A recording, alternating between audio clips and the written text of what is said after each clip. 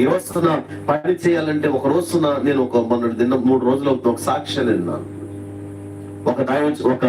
ఒక సంఘంలో ఒక గజిటెడ్ ఆఫీసర్ ఉద్యోగరీత్యా ట్రాన్స్ఫర్ వేరే ప్రాంతానికి వెళ్తే అక్కడ ఒక మంచి సంఘం ఎక్కడ ఆత్మీయులను నడిపించబడుతున్న సంఘం ఎంక్వైరీ ఒక సంఘం అని తెలిసి, సరే ఆ సంఘంలో సభ్యుడిగా ఉందాం అని చెప్పేసి ఆ సంఘం దగ్గరికి వెళ్తే పాస్టర్ గారిని పరిచయం చేసుకున్న బట్టి ఈలోగా ఆ పాస్టర్ గారు తెలిసినటువంటి వ్యక్తి, వారి సొంత గ్రామాల నుండి వచ్చినటువంటి దైవజనుడు. చాలా సంతోషపడ్డాడు. మా ఊరు నుండి వచ్చినటువంటి సేవకుడే, ఇంకేంటి నాకు ఇబ్బంది ఏముంది, చక్కగా ఈ సంఘంలో ఉండొచ్చు, చాలా ఆత్మీయటువంటి సంఘం, చాలా సంతోషంగా దేవుడు మనం ఆరాధించవచ్చు అని చాలా సంతోషపడ్డాడు.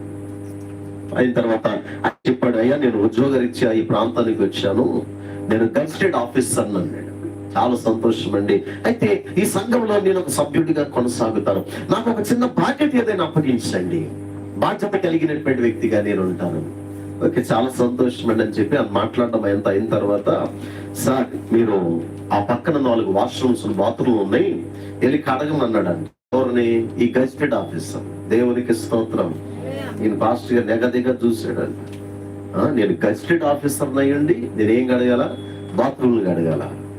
అసలు నేను చెప్పిందేమో నీకు అర్థమైందా? నేను ఏమనుకుంటున్నాడు? నేను వెళ్తా ఉంటే 10 మంది నాకు సెల్యూట్ చేస్తారు కదా, అంత గౌరవపూర్వకమైనటువంటి హోదా కలిగిన నేను వెళ్ళి బాత్రూమ్లు కడగాలి. ఇప్పుడు నన్ను ఎవడని చూస్తే ఏమనుకుంటాడు? ఒక్కసారిగా చాలా కోపం వచ్చిందండి ఈయనకి, ఈ గజిటెడ్ ఆఫీసర్.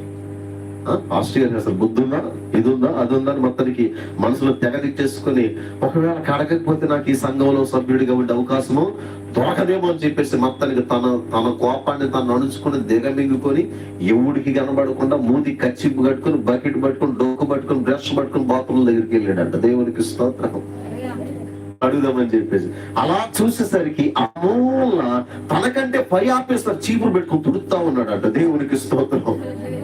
తనకంటే పై ఆఫీసర్, అరే ఎవడన్నా చూస్తాడేమో, నా బోధ నా పరువు ఏమైపోతుంది అనుకో, నాకంటే పై ఆఫీసర్ చీపురు పెడుతుంటాడు, నాకేంద్ర బాబుని మూసుకు తీసి పడేసి శుభ్రంగా బాత్రూమ్ అంతా కడిగేశాడు అంటాడు. దేవునికి మహిమ కలుగును గాక.